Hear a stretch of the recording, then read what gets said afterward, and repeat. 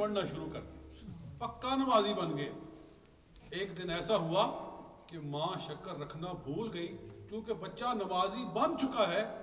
तो माँ अपने कामों में लगी रही, बच्चे ने खुद ही वुजू किया और खुद ही मुसल्ला बिछाया और नमाज पढ़ना शुरू कर दिया, खुद ही नमाज पे लग गया। माँ दौड़ी हुई आई कि मैं शक्कर रखूं, देखा कि बच्चा तो पहले ही मुसल्ला बिछा कर नमाज पढ़ रहा है। अब माँ घबरा गई कि आज मुसल्ला जब उठाएगा बच्चा और नीचे से शक्कर नहीं मिलेगी तो मेरा राज खुल जाएगा और ये नमाज हो सकता है कहीं छोड़ ना दे। तो माँ भी सजदे में गिर गई, अर्ज किया मौला यहाँ तक लाना मेरा काम था, आगे संभालना तेरा काम था।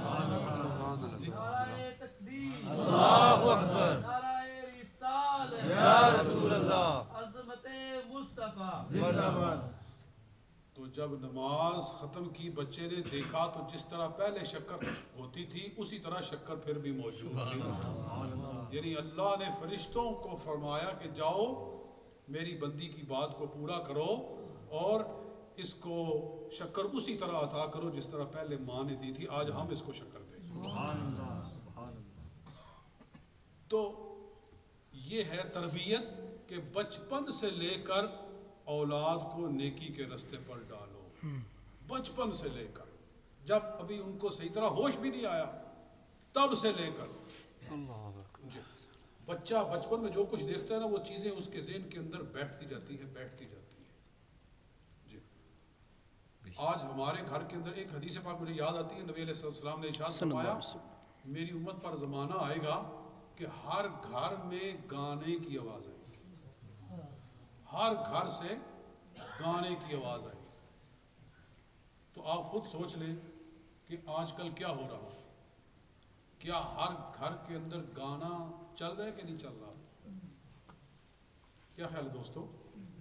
हर वक्त हर घर के अंदर फिल्में चल रही है, ड्रामे चल रहे हैं। आपको पता है ना कि यहाँ बड़े बड़े सिनेमे होते थे।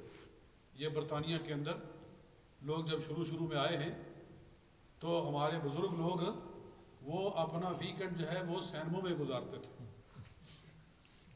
तो बड़े सिनेमे होते थे और आज वो जो हैं वो सिनेमे या तो गिरा दिए गए हैं या उनको बेच दिया गया है।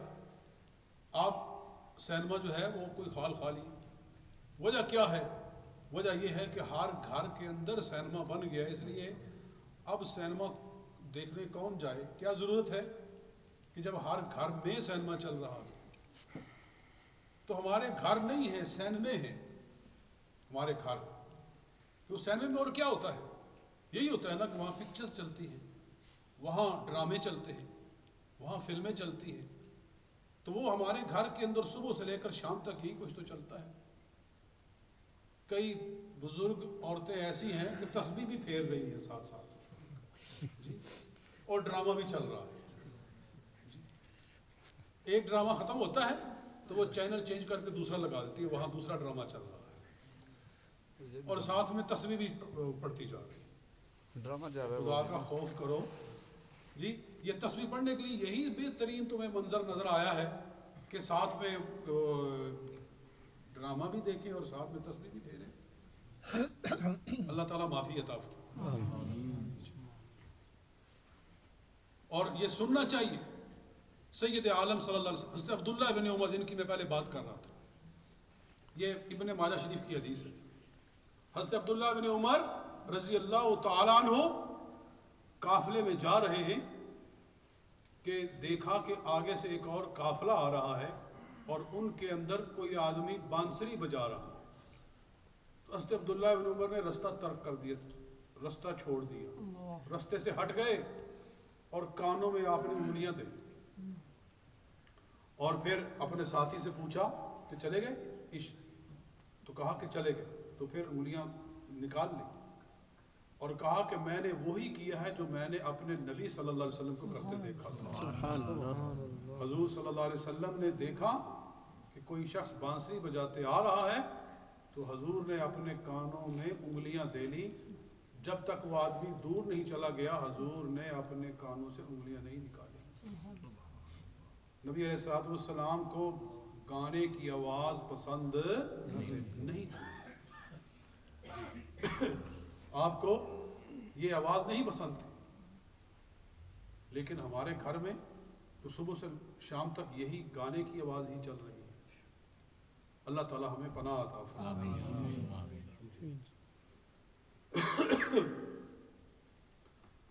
تو جب بچہ صبح سے لے کر شام تک گانا ہی سنے گا تو پھر وہ بالکل گانے پہ ہی لگ جائے گا، اور اگر بچہ صبح سے لے کر شام تک قرآن پاک سنے گا، قرآن کی تلاوت سنے گا، تو قرآن سننے پر لگے۔ ہمیں چاہیے کہ ہم اپنے بچوں کو قرآن سننے والا بنائیں، اور علماء بھی پیدا ہونے چاہیے۔ آج مجھے ایک خط آیا پیر رضا امداد صاحب کا، شاید آپ کو بھی آیا ہو یہاں مسجد میں، انہوں نے شاید ساری مسجدوں کو بھیجا ہے یا بعض لوگوں کو بھیجا ہے۔ مجھے آج خط آیا ان کا، بڑا ہی دردناک خط۔ انہوں نے فرمایا ہے کہ یہ خط میں نے سن 2003 کے اندر بھی بھیجا تھا سارے علماء کو، پھر میں نے 2007 کے اندر بھی بھیجا تھا، اور کسی نے بات نہیں سنی، اور اب 10,010 میں بھی بھیج رہا ہوں۔ وہ خط یہ تھا، وہی مضمون ہے۔ وہ کہہ لے کہ میں نے جو آج سے 7 سال پہلے بات کہی تھی وہی اب تک اسی طرح سے ہے، اور پچھلے جو خط تھے ان کی بھی انہوں نے ساتھ میں فوٹو بھیجی ہے کہ یہ خط میں نے پہلے بھی بھیجے تھے تم کو، علماء کو۔ تو وہ کہتے ہیں کہ اب پاکستان سے علماء نہیں آ رہے، بنگلہ دیش سے یا انڈیا سے اب علماء نہیں آ رہے، ویزا نہیں ملتا ہے، اب یہیں سے علماء پیدا کرنے ہوں گے، کیونکہ جو علماء ہیں یہ تو آہستہ آہستہ اللہ کو پیارے ہو جائیں گے۔ اس کے بعد علماء کہاں سے آئیں گے؟ جبکہ دوسرے لوگ، دوسرے فرقوں کے لوگ، ان کے مدرسے دھڑا دھڑ بن رہے ہیں، ان کے مدرسوں میں 40 50 طالب علم دورہ حدیث کے ہوتے ہیں جی۔ اور ہمارے ہاں انہوں نے کہا کہ 3 مدرسے تھے جن میں سے ایک بند ہو گیا ہے اسٹوڈنٹس نہ ہونے کی وجہ سے، کیونکہ ایکسپینسز اتنے ہوتے ہیں کہ ان کو پھر اٹھایا نہیں جا سکتا۔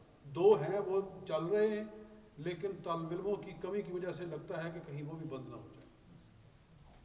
پھر اہل سنت کا کوئی مدرسہ نہیں ہوگا یہاں کہ جس سے کوئی عالم بن سکے، اور ان کے 50 سے زیادہ مدرسے، 50 سے زیادہ مدرسے، اور اکثر مدرسوں کے اندر 200 300 400 طالب، اتنی کثرت سے وہ علماء تیار کر رہے ہیں۔ تو انہوں نے فرمایا کہ جب پاکستان سے یا بنگلہ دیش سے یا انڈیا سے علماء نہیں آئیں گے اور یہاں سے ہم علماء پیدا نہیں کریں گے، تو پھر ہماری مسجدوں کے اندر دوسرے فرقوں کے ہی امام آ کر کھڑے ہوں گے، اس کا نتیجہ یہی ہوگا۔ تو اس پر سوچنے کی ضرورت ہے۔ ہمارے اندر یہ فکر ہی نہیں ہے کہ ہمارا بچہ عالم دین بھی بن جائے۔ اگر بچہ کچھ تھوڑا بہت پڑھنے والا ہے تو ہم یہ کہتے ہیں کہ ہمارا بچہ ڈاکٹر بنے، ہمارا بچہ جو ہے وہ بیرسٹر بنے،